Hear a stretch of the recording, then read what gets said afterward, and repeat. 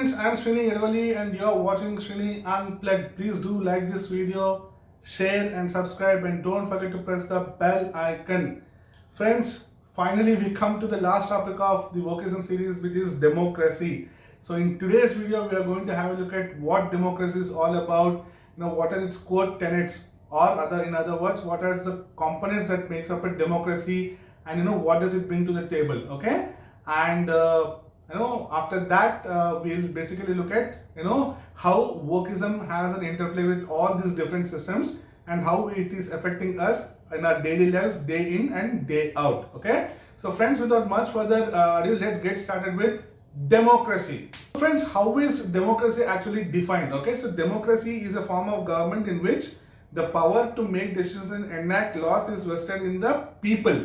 Okay, we know all about that, right? It is a system where citizens have the opportunity to participate in the decision making process and have a say in how their country or community is governed.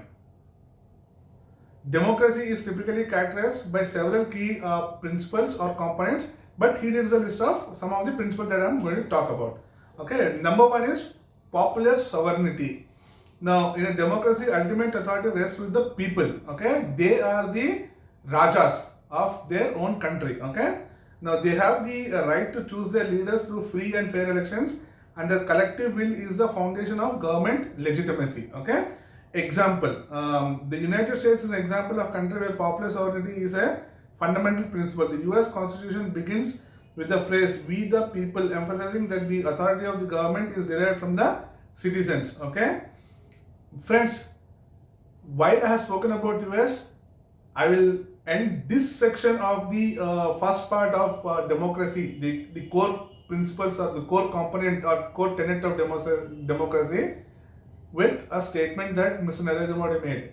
While I gave the example of US for a democratic country, India is a mother of the democracy. Okay, I rest the case over here.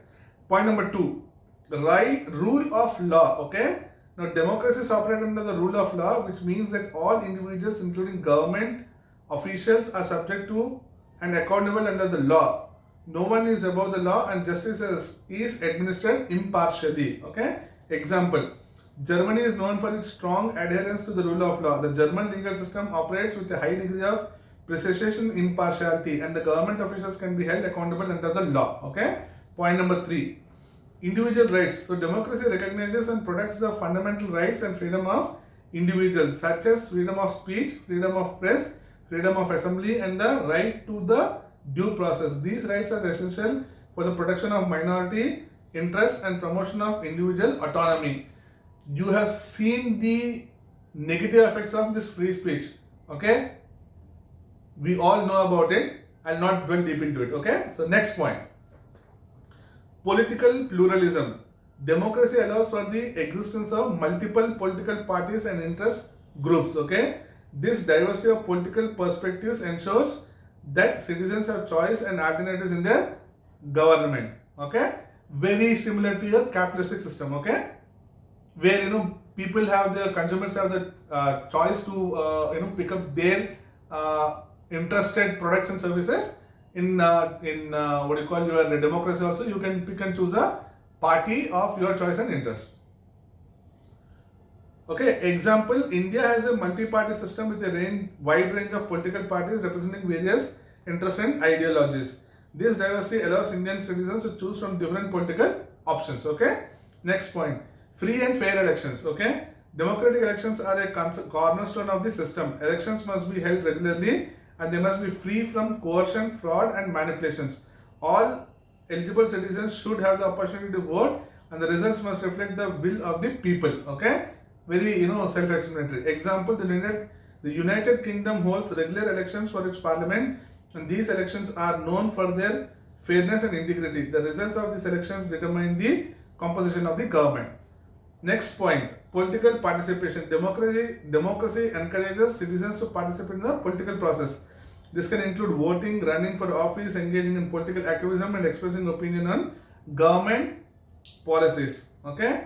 Now, there is an example over here for this in my notes, but when I am talking about opinions, we know what happens in prime time debates, right? Across various news channels, you have you have basically wars going on over there in the debates, okay, with varying level of ideologies coming together, having heated exchanges and debates, okay.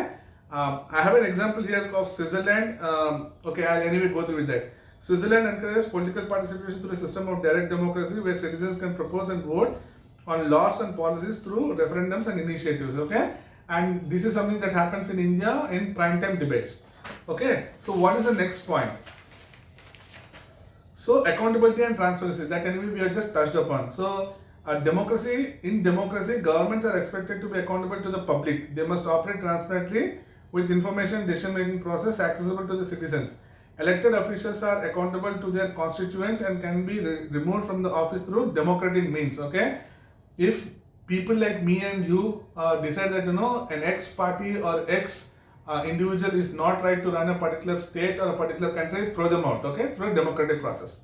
Now, a classic example here is Western example. Sweden is often cited as an example of transparent, accountable government. It has strong mechanisms in place to ensure the government actions and decisions are open to scrutiny by the public, okay. Then protection of minority rights. Again, it has its own positives and negatives also, but anyway, we will look at what exactly it is. In a democracy, the rights and interests of minority groups are safeguarded, and they really are safeguarded, okay. This ensures that majority rule does not lead to the oppression or exclusion of the minority voices. Classic example, India. Example, okay.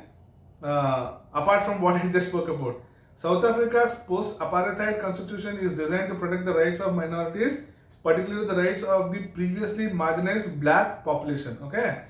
Then peaceful transfer of power. Democracy typically involves a peaceful and orderly transfer of power from one set of leaders to another through elections. This helps to prevent political instability and violence. Now in USA, when Trump had to transfer the power to Biden, you know what exactly happened. It was a very, very violent way of transferring the power.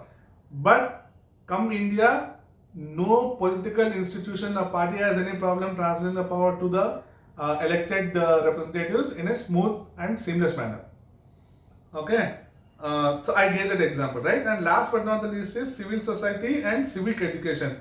A vibrant civil society, including non-governmental organizations and well-informed citizenry, is crucial for the function of democracy. Civic education plays a role in helping citizens understand the rights and responsibilities. So basically what this point is talking about is, as an individual, what are your civic rights, okay, in a society, because these civic rights basically determine how the society is shaping up and what are the do's and don'ts as an individual and as a society to be followed or not to be followed, okay. So example, the role of civil society organization civic education is prominent in Scandinavian countries and Norway, where organization and education programs help citizens engage in democratic process and stay informed about political matters, okay. Now having said that, let's have a look at some of the countries which have democracies, okay. So democratic countries is India, United States, United Kingdom, Canada, Australia, Germany, France, Japan, South Korea, Brazil, South Africa, Sweden, Norway, Denmark, Netherlands, New Zealand, Switzerland, Mexico, Argentina, Chile, Israel and Greece, okay. So friends, these are some of the countries which have democracies and democratic processes, right? Friends, so with this we come to the end of our Wokeism series, okay. And I would like to thank you all for watching this video. If you enjoyed this video, please do like, share and subscribe, and don't forget to press the bell icon. Friends, as I keep on repeating towards the end of my video, please do let me know your thoughts and opinions on this video. Basically, it helps me in terms of bringing you the best possible curated content, okay? So friends, once again, thank you very much. I'll see you in the next video. Until then, Jai Hind, Bharat Mata Ki Jai.